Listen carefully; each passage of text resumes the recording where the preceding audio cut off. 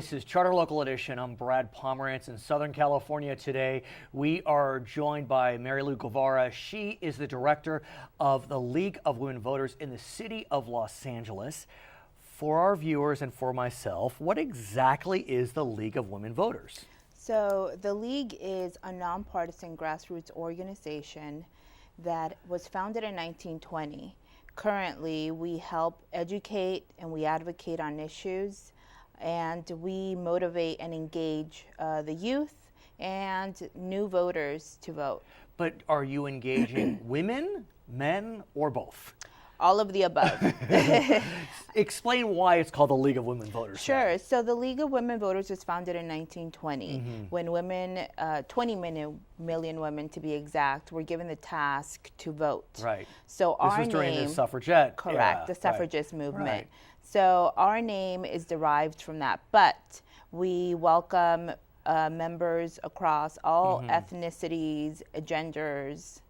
I want to get a sense why you, who has your bachelor's, has your master's, attended school in London, why did you choose this organization to become your employer?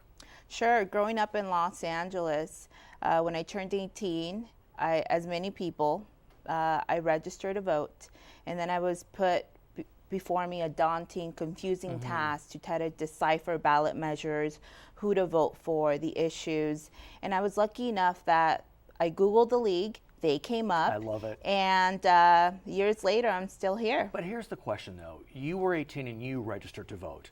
Many 18-year-olds don't register to vote. And I want to get a sense, what is the League doing to try to increase at least registration, let alone actual voter participation?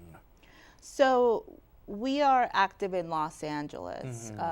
There's 67 leagues down the state. We are all out in our communities, not only registering people to vote, but also educating them about the democracy process. But you know, I mean, I'll talk about the county of Los Angeles. I think in the 2014 midterm, our turnout was at 31%. I mean, it was abysmal. Correct. It was horrifying. And then when you think about the city elections that were held, was it 10, 12%? Correct. I mean, you can't even imagine people die to vote in other nations, and yet we're not voting. Correct, and I think that's what makes the presence of the League so important. With the upcoming general election coming up November 7, organizations like us, the League, are critical to educate voters about the elections and the decisions. With the new Motor Voter Act that just passed by Jerry Brown, that is one challenge that we've overcome. I want to, if I may, ask you about that act, because that act is truly revolutionary. California is a forerunner on this issue. Second state in the nation. Right. Explain what this issue, what the Motor Voter Act does. Motor Voter Act will now automatically opt in those California residents who sign up for a new driver's license, renew their driver's license, or sign up for an ID. So now, rather than having to opt in to register to vote, you will only have to make a choice to opt out. That is stunning. Correct. It truly is a revolution. It's one of the less challenges that we'll have. Now, the League's role, which is what we're critical in, is now we need to educate all those new voters. But here's what's ironic about this. As California is rushing to enfranchise its citizens, there are states that are doing the exact opposite. Rather than having you register or be registered automatically upon getting a driver's license, you have to show an ID.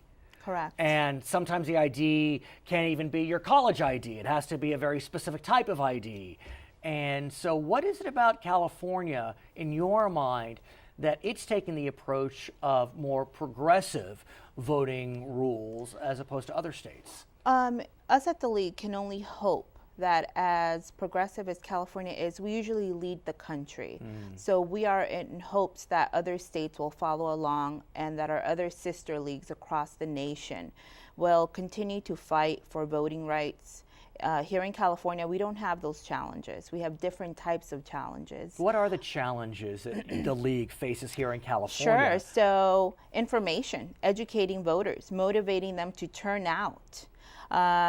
We have 6.6 million voters who are eligible to vote but are not registered. So here's the question. When motor voter kicks in, I have to presume if people are automatically registered, our voter turnout will plummet even more. So, query whether that's even fair then to compare pre-motor voter and post-motor voter. But we know that happened with the passage of the amendment, I can't remember the number, when 18-year-olds were allowed to vote. We saw voter turnout drop dramatically. So I have to think that you're going to be incredibly busy. Correct. We're going to need more support. We're a membership grassroots-based organization, so of course we welcome membership. You want to become a member, Brad? Join us. I'd be glad to. Join us to overcome those challenges. You're right. That is a lot of the cons, arguments that has been spurring.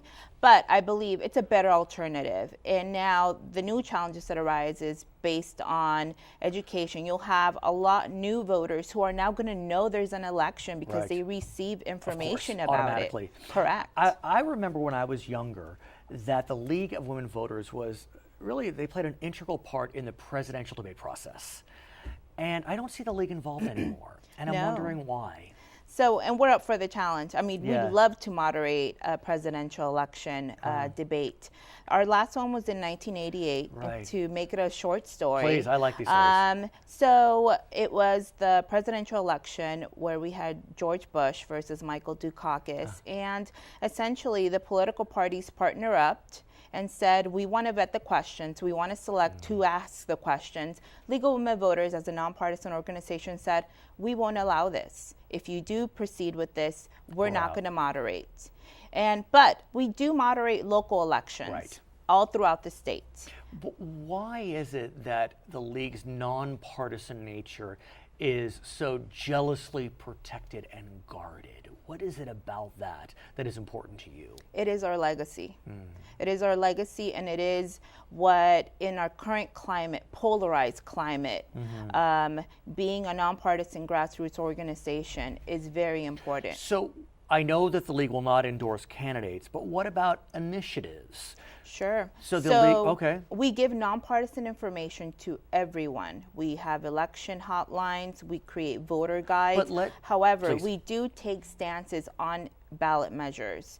We do provide guidance for voters. But at the end of the day, we never tell you how to vote, Brad. Right. We'll just provide you the pros and cons on an issue, but you yourself will make your decision. But you would endorse or oppose a ballot measure? We give recommendations, yes, and which are based on issues that we've studied. So it could be the League of Women Voters recommends yes on X, Y, and Z. Correct. How can we get involved? So I urge you and all of the people watching us to visit our website, www.lwvlosangeles.org. Find out more about upcoming events that we have, candidate forums, important election information. It's in English, Spanish, and Farsi, and more languages to come. And what can we do should we get involved? What are the volunteer opportunities? Sure. We have a lot of programs that range from, educating people about issues to invigorating youth to become involved in the process, anything, a range of opportunities. The League is very lucky to have you. Her name is Marilu Guevara. She is the director of the League of Women Voters in the city of Los Angeles. My name is Brad Pomerance. I am so glad you've joined us on Charter Local Edition.